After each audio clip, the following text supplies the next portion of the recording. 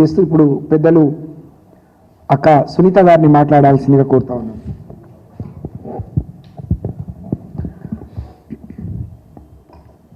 Media మిత్రులకు, నాతో పాటు ఈ ప్రెస్ మీట్లో పాల్గొన్న మా మహిళా నాయకురాళ్లకు అందరికీ పేరు పేరున నమస్కారం తెలియజేస్తూ, పార్టీ అధినేత గౌరవనీయులు కేసీఆర్ గారు తీసుకున్న నిర్ణయాన్ని స్వాగతిస్తూనే చాలా విషయాలు మనం గుర్తు చేసుకోవాల్సిన అవసరం ఉంది.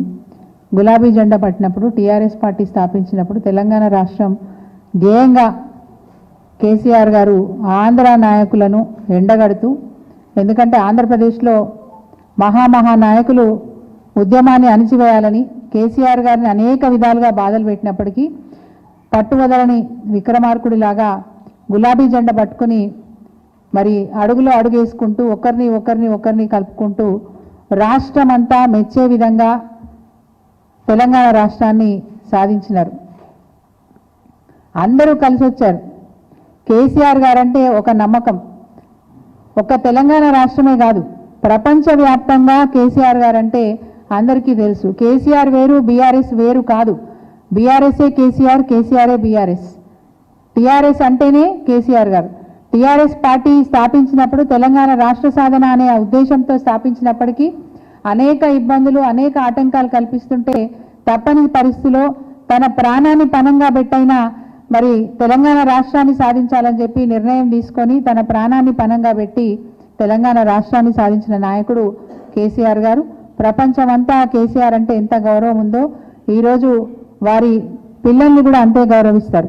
కానీ ఇలాంటి సందర్భంలో ముఖ్యంగా తెలంగాణ రాష్ట్రం సాధించిన తర్వాత కూడా నా బాసులు ప్రజలే అని చెప్పి, నా బాసులు ఢిల్లీలో ఉండరు, నా బాసులు గల్లీలో ఉంటారని చెప్పి ప్రజల నిర్ణయాలను, ప్రజల కష్టాల్ని గమనిస్తూ వాళ్ళకు కావాల్సిన అనేక సంక్షేమ పథకాలు తీసుకొచ్చి తెలంగాణ ప్రజల్ని ఒక గౌరవప్రదమైన స్థాయిలో ఉంచున్నారు కేసీఆర్ గారు.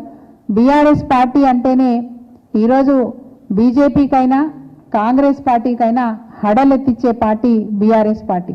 మొన్న ఎన్నికలలో, అసెంబ్లీ ఎన్నికలలో ఓడిపోయినా, పార్లమెంట్ ఎన్నికలలో సీట్లు రాకపోయినా ప్రజలు మాత్రం మళ్ళీ కేసీఆరే కావాలి, మళ్ళీ బీఆర్ఎస్ఏ అధికారంలోకి రావాలని ఆకాంక్షిస్తూ ఉన్నారు. అడుగడుగున క్షేత్రస్థాయిలో ఇది స్పష్టంగా కనిపిస్తూ ఉంది. ఇలాంటి ప్రస్థానంలో పార్టీ ఈరోజు ఇబ్బందుల పరిస్థితిలో ఉన్నప్పుడు కేసీఆర్ గారు 20 నెలలుగా వాస్తవంగా మరి ప్రజలు ఏం కోరుకుంటున్నారు దాన్ని బట్టి మనం ముందుకు అడిగేద్దామని చెప్పి మొన్న ఏప్రిల్ 27 వరకు కూడా వారు స్వయంగా ప్రజాక్షేత్రంలోకి రాలేదు. పార్టీ పుట్టినరోజు పండుగ నాడు ఆ రోజు మరి మనందరికీ తెలుసు, పెద్ద ఎత్తున బహిరంగ సభ పెట్టి తాను ఏం చెప్పదలుచుకున్నారో చెప్పినారు. బీఆర్ఎస్ పార్టీ యొక్క ప్రస్థానం, బీఆర్ఎస్ పార్టీ యొక్క గౌరవం ఇంకా పెద్దగా పెరిగేటట్టుగా వారు ప్రవర్తించిన తీరు దేశమంతా ఒక చర్చ అయింది. రేవంత్ రెడ్డి గారు దాన్ని ఓర్చుకోలేకపోయినారు. నన్ను ఒక్కసారి కూడా యాద్ చేయకపోయే కేసీఆర్, కాంగ్రెస్ పార్టీని కూడా యాద్ చేయకపోయే కేసీఆర్ అని చెప్పి ఓర్చుకోలేని పరిస్థితి. అంత గొప్పగా కేసీఆర్ గారి ప్రసంగం ఉండే. మన పార్టీ ఏంది, పార్టీ పుట్టింది ఎట్లా, ప్రస్థానం ఏంది, భవిష్యత్ ఏంది అనే విషయాల గురించి చాలా కూలంకుషంగా కేసీఆర్ గారి ప్రసంగంలో మనందరికీ అర్థమైనప్పటికీ ఎందుకో కవిత గారికి మాత్రం అది అర్థం కానట్టుంది.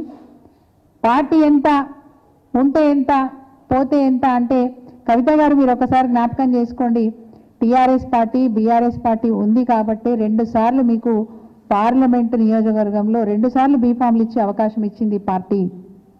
2 సార్లు మీకు ఎమ్మెల్సీగా అవకాశం ఇచ్చింది ఈ పార్టీ. ఎట్లా మర్చిపోయినారు మీరు?